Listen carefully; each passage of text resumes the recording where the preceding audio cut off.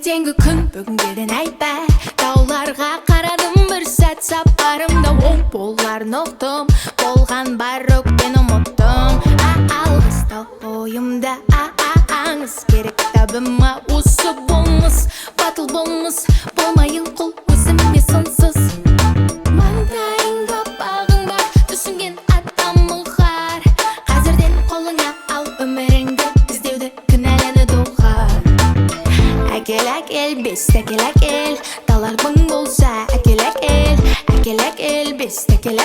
келешек алда әкел бес әкел бес әкел